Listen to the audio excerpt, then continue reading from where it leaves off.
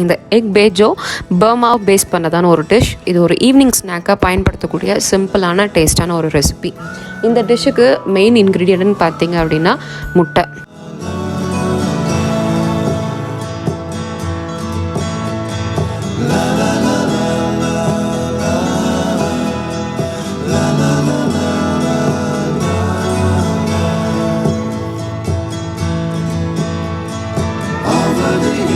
And fall for more.